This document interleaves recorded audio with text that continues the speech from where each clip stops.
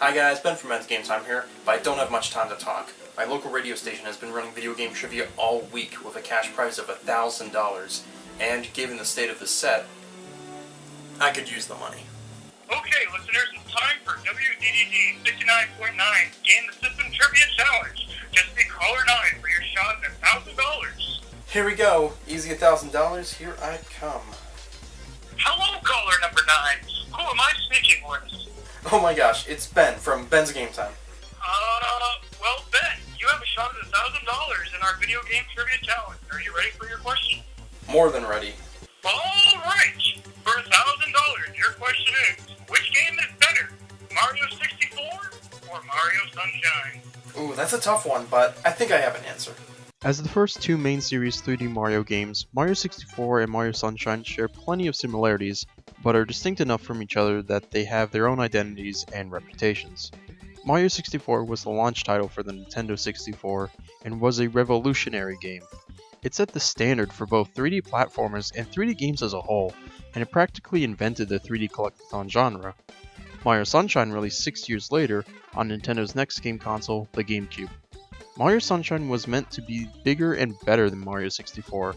Better graphics, better hardware, new gameplay, and all set in a new location. Given that 6-year difference, Nintendo had a lot of time to improve on what Mario 64 did, which they did in some areas, but in other areas they actually took a step back. Both games have had mixed reactions over the years. Both games were highly praised when they were released and continue to be considered great games today, but there are those that look back on these games as not having aged well for different reasons. So to truly know which game is better, we're going to have to compare how each game controls, how the gameplay is structured, the level design and presentation, and which game did the 3D collectathon the best. Let's start with the controls. Mario 64 provides Mario with a wide variety of moves to use, which includes a plethora of different jumps. You have the basic single, double, and triple jumps, but you've also got the side jump, the long jump, the wall kick, and the backflip. Each of these jumps are used frequently for different situations, and they all feel light and easy to control. Mario also has new combat abilities, with a 3-hit combo, a jump kick, the slide attack, a leg sweep, the ground pound, and a slide kick. These are used a little less frequently, but they are still useful and come up often throughout the game. Controlling Mario is very smooth, and he's very responsive to the control stick and buttons. Controlling the camera is also good for the most part. You zoom in and out with the up and down camera buttons, and you rotate it using left and right. You can also change from a distant third person to a more over-the-shoulder look, but for the most part I only use the distant third. My main problem with the camera is that you don't get a full 360, which can really be a pain at some parts of the game. Like here in Wet Dry World, I need to walk on this small board, and I want the camera to be directly behind Mario. However, the camera won't rotate that far, forcing me to use a sideways view. If I use the over-the-shoulder view, I can get the camera behind Mario, but it feels claustrophobic and messes with the depth perception a bit. The camera is mostly solid in this game, but moments like this do come up enough to become noticeable. There are other small details like picking up and throwing things and climbing poles and trees, but overall the controls of Mario 64 are great. I've heard some complaints online that the game's controls haven't aged well, but honestly I've never had a problem controlling Mario in this game.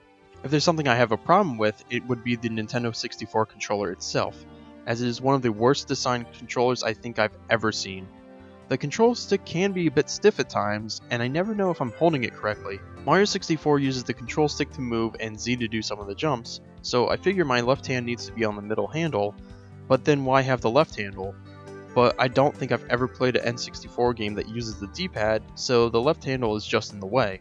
There were some times where Mario wouldn't move at full speed when I had the control stick fully moved, and the stiffness of the control stick makes it pretty much impossible to do a side jump from a small area. You have to get a running start. But I think these are more so problems with the controller than the game itself. Mario Sunshine's controls are vastly different from 64, but they still work well.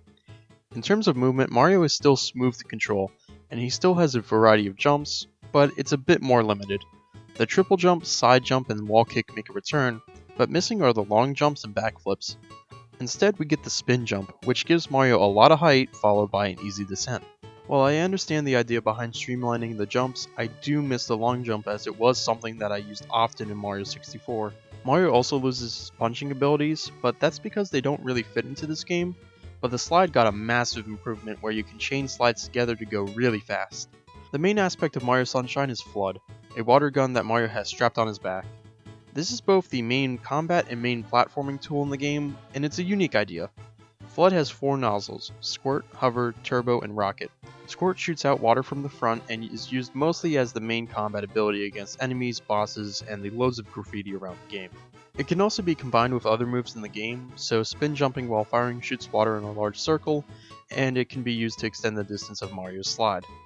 This nozzle is always available, and the other 3 nozzles can only be equipped one at a time. The hover nozzle allows Mario to hover in the air for a short time while shooting water at the ground. It can also be used to extend a jump, making platforming really easy in this game. The Turbo and Rocket nozzles are more situational, with the Turbo nozzle just giving Mario a speed boost that can crash through gates, and the Rocket nozzle giving Mario a large boost vertically. These 2 are used occasionally throughout the game, but you mostly only need the Squirt and Hover nozzles. Flood feels like a natural extension of Mario, and is a welcome addition to the game, but I feel like a better name would be Crutch, as that's what it is. Platforming is a complete joke with Flood, taking away some of the challenge of the game. There are some points in the game where you lose Flood and you need to platform without him, but these segments highlight a few problems with the platforming. Mario feels like he has ankle weights on, and his jumps don't have the same oomph to them that they did in Mario 64. This forces you to only take small jumps, which is where the long jump would have really come in handy. Also, Mario feels a bit slidey without Flood, so you also need to be careful about how you move. I think Nintendo knew they made a mistake with how Mario controls without Flood, as most of these parts of the game hand out 1-ups like candy so you don't game over, which, while that's generous, come on, you could have made him control better. Climbing is also back, but it's slightly different in that in addition to trees, you mostly climb on metal grates either by clinging to the walls or ceiling, and this controls well. The camera is a bit of a mixed bag, as you have better control over it and can rotate it more freely, but the camera gets hung up at times or it just clips through walls. In terms of controls, Mario Sunshine does more with the Flood mechanic, and it does Flood well, but the parts without Flood are a bit weaker. I'd say that controlling Mario with Flood is better than in 64, but Mario without Flood is weaker than 64. Sunshine's camera can be a pain at times, while Mario 64 provides a slightly better, albeit sometimes stiff camera. So in terms of controls, Mario 64 takes the point, as it was consistently good, while Sunshine was a little inconsistent with its quality. But which game does gameplay better? The gameplay structure for both Mario 64 and Mario Sunshine are nearly identical, but there are a couple of important distinctions. Both games have you collect stars or shine sprites respectively, which are used to open up new levels and progress through the game. Mario 64 has 15 levels in the hub world of Peach's Castle. Each of the levels have 7 stars to collect, with each level having both a star for collecting 8 red coins and 1 for collecting 100 coins. The remaining 15 stars are found in Peach's Castle, and can be gotten through different, smaller challenges, or just for free for talking to the right toads. Mario Sunshine has less levels, only 7, but each level has more to do. Each of these levels have 11 shine sprites to collect, and each level has a 100 coin shine and a shine for defeating Shadow Mario, a recurring boss not just in each level, but also in Delfino Plaza. Delfino Plaza, including the Delfino Airstrip, has 19 shines, with the last 24 shines coming from collecting blue coins. We'll get to those later. For the most part, Mario 64 lets you get a level stars in any order you choose, with the occasional exception of stars that need to be done first to change the level, like raising the sunken ship before doing the red coins in Jolly Roger Bay. Mario Sunshine is the opposite, where shines need to be completed in the order they're given, which is honestly a step back in my opinion. Part of the fun of Mario 64 was exploring the levels and finding the stars you did, even if they were out of order, but in Sunshine, exploration is kinda set to the side. The levels in Sunshine change more frequently as you progress, adding or subtracting things depending on the shine you're on, but I would have rather been able to get the shines in the order I wanted. Also, Sunshine significantly changes how red coin missions and 100 coin shines operate. In Mario 64, the red coins were always present in each level, and were valued as 2 coins. In Mario Sunshine, the red coins only appear in specific red coin missions, and are valueless. As for the 100 coin stars and shines, Mario 64 lets you collect the 100 coin star before collecting another star, so a popular strategy is to complete both the red coin and 100 coin stars at the same time. Not only that, but with red coins valued at 2 coins and blue coins valued at 5, getting to 100 wasn't too great a task. Mario Sunshine makes 100 coin shines more tedious. For one, collecting a 100 coin shine doesn't let you continue in the level, so you have to do it on its own, which is a major letdown. Also, red coins and blue coins have no value, so in order to get the shine you need to collect 100 individual coins, which is a slog to get through at times. Mario 64 simply handled these missions better. In terms of shakeups to the gameplay, Mario 64 doesn't do much. Mario 64 mostly just lets the player roam around and do things as they please. It's very platforming centered, but there are a small handful of power-ups to change how you play the game. The wing cap allows Mario to fly for a small amount of time, and you can start flying by either blasting from a cannon or doing a triple jump. Firing from a cannon allows you to gain some height, but flying off of a triple jump really only lets you slowly descend. Flying is easy to control, but it is only used occasionally and is a bit underwhelming. The metal cap gives Mario brief invincibility from most types of damage and allows Mario to sink in water. This is slightly more common than the wing cap, but it pretty much only shows up in the water levels, Hazy Maze Cave, and WHOMP'S Fortress for some reason. The metal cap isn't bad, but it's very situational, and you'll only need it for a handful of stars. Lastly, the vanish cap can turn Mario invisible, and this is the least used cap in the game. It shows up just as often as the wing cap, but is used for only a literal handful of stars. Overall, the caps are a nice addition, but they don't get used enough to make a major impact. Besides that, there really isn't anything else to Mario 64. Sometimes you can ride on a Koopa shell, or there's locations that act as teleporters, but Mario 64 is straightforward with its gameplay. This could be chalked up to the limited hardware of the N64, but I think this simple approach is fine. If the game tried to do too much, it might have ended up as a cluttered mess, but luckily that isn't the case. Mario Sunshine on the other hand comes with more shakeups to the gameplay, with varying results. One of Sunshine's highlights are the boss fights. In Mario 64, the boss fights were all pretty much jump or punch the boss 3 times to win, but with not a whole lot of other variety. Mario Sunshine is creative with its boss fights, having you use both FLUDD and Mario's abilities together.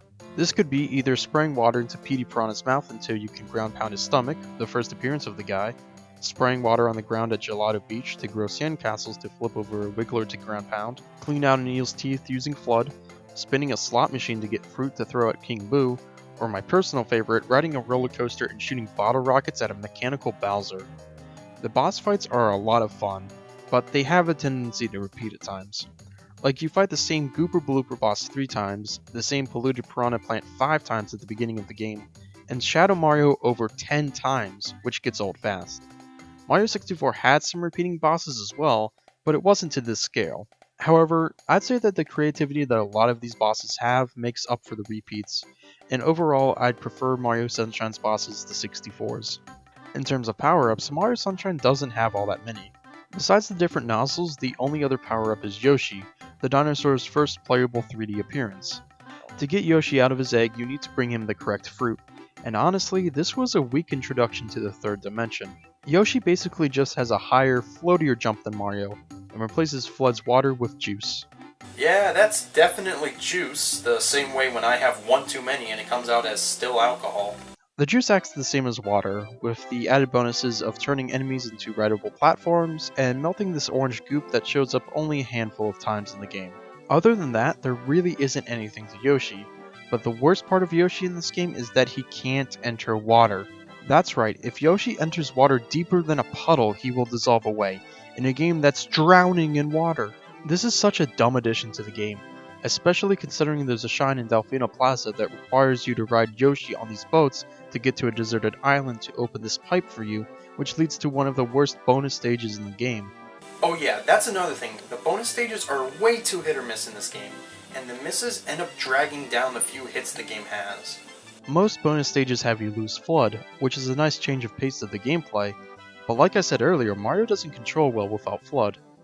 The bonus stages in the levels also have extra red coin missions where you can use FLUDD, but these really highlight how broken FLUDD is.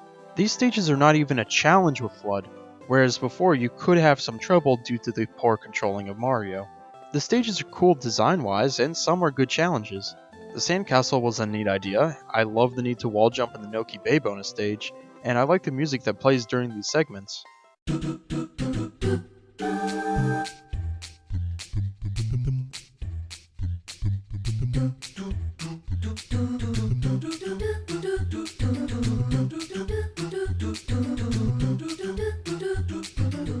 However, a good number of these stages are infamously bad, and for good reason. There's the Chuckster stage in Pianta Village that requires you to line up perfectly in front of the Piantas, otherwise you'll be thrown off course and likely lose a life. Good thing they have an easy one-up at the beginning of the stage. Or how about the stage you need Yoshi to get to? The trip to the stage is bad enough, but now you've got to collect 8 red coins that are on a poison river, with your only means of travel being a lily pad that slowly disintegrates.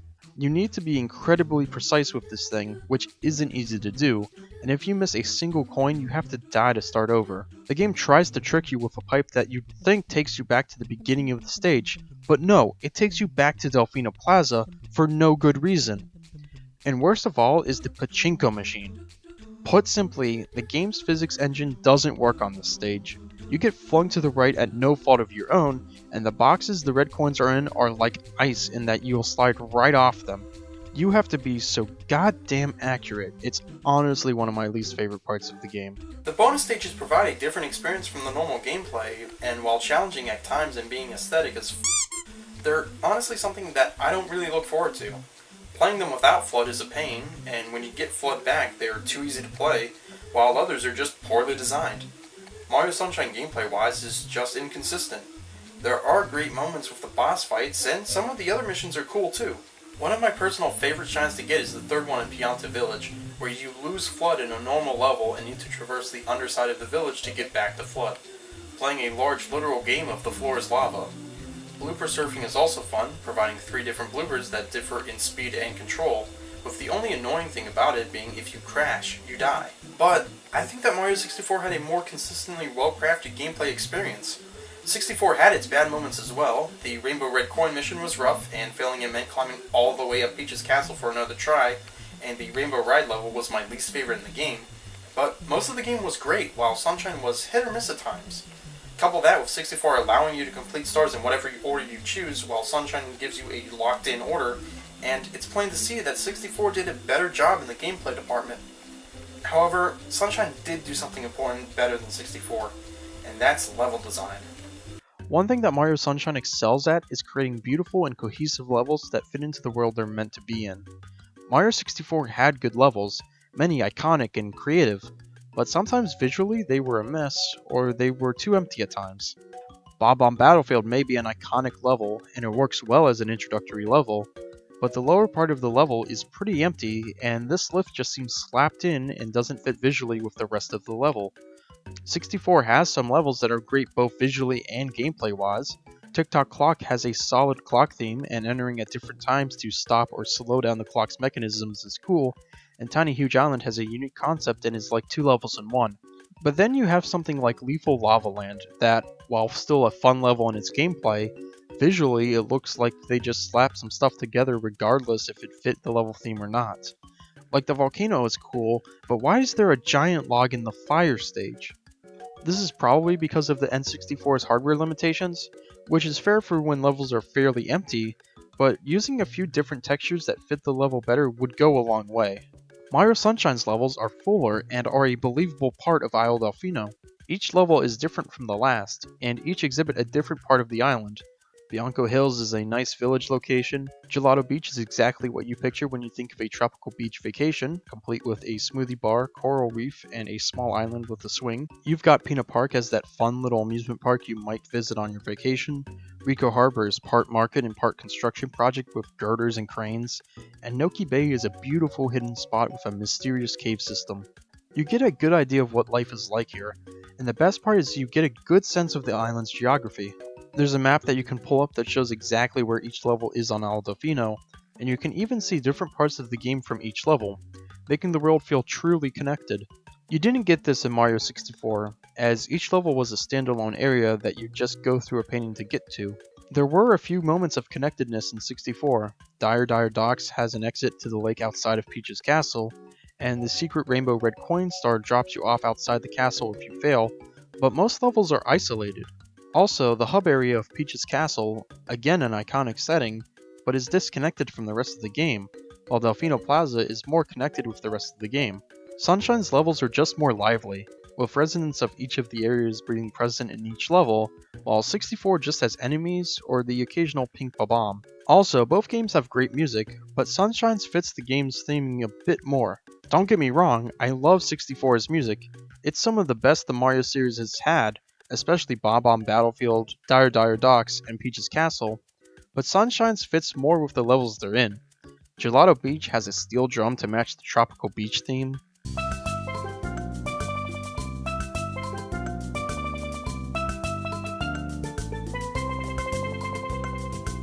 Rico Harbor's theme is faster with brass instruments to fit the busy nature of the harbor.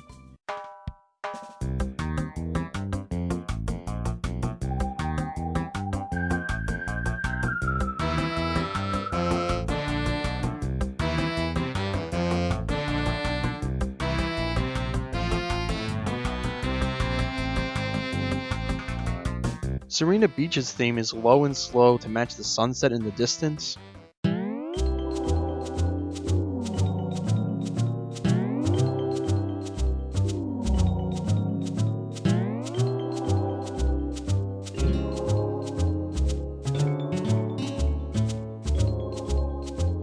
And what is quite possibly the most underrated song in the game is the theme that plays in the underwater section of Noki Bay during the 8th Shine.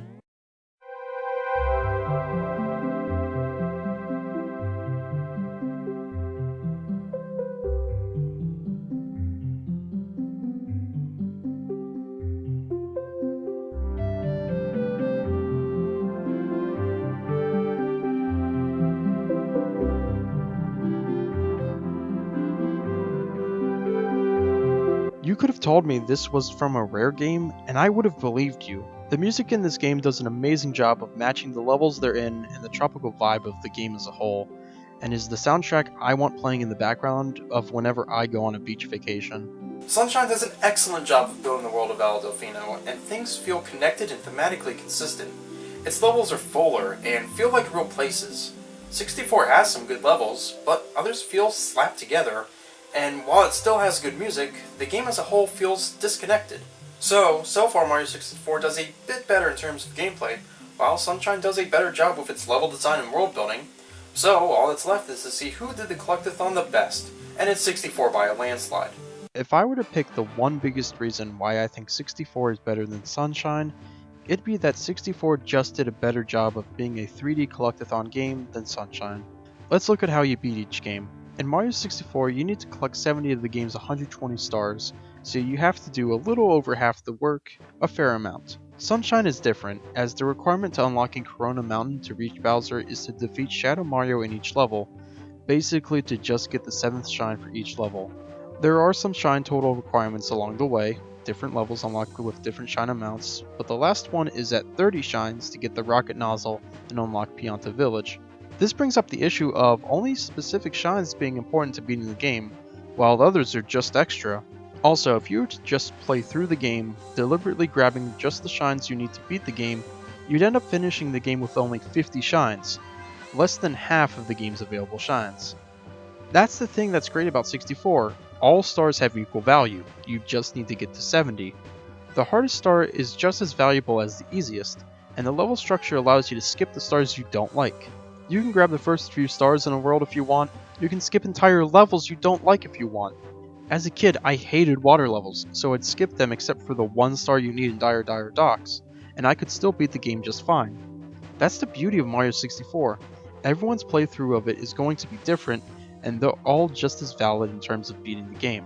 Sunshine, on the other hand, you have to do the same shines each time, which if there are shines you hate collecting on the way, well, tough luck. This also means that the bonus shines in each level, 100 coin shines, and Delfino Plaza shines have less value to them than the ones that you need to beat the game, which goes against what the collectathon game is about. So no, you didn't actually need to get the Pachinko shine, or the Poison River shine. They are completely valueless unless you're going for 100%.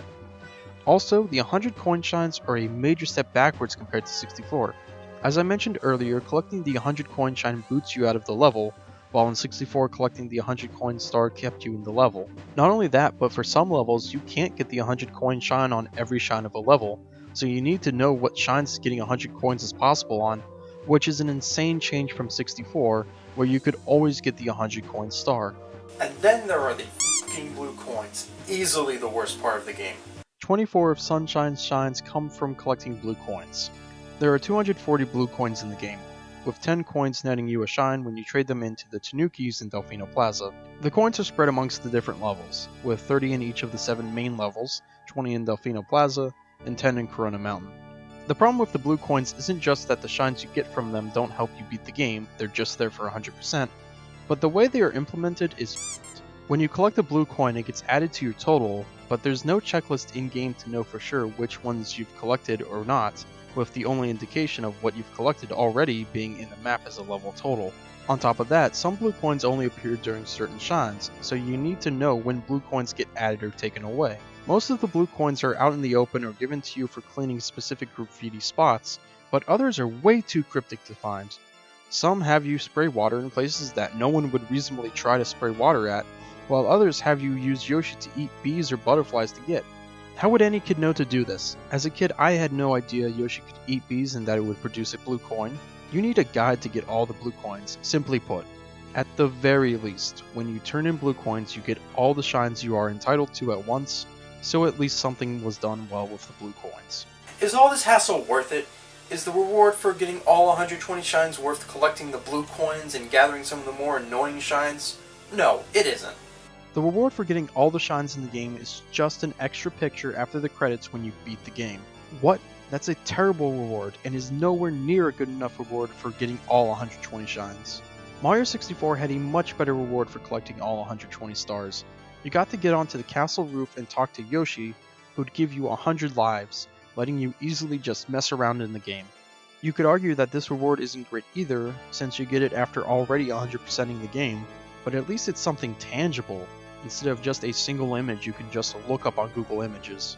Put simply, Mario 64 is a game I would 100% multiple times. Mario Sunshine is a game I've 100%ed once, and never will again. Mario 64 and Mario Sunshine are both great games, and they excel in different ways. Mario 64 provides a consistently great gameplay experience in terms of how Mario controls and how the game is structured.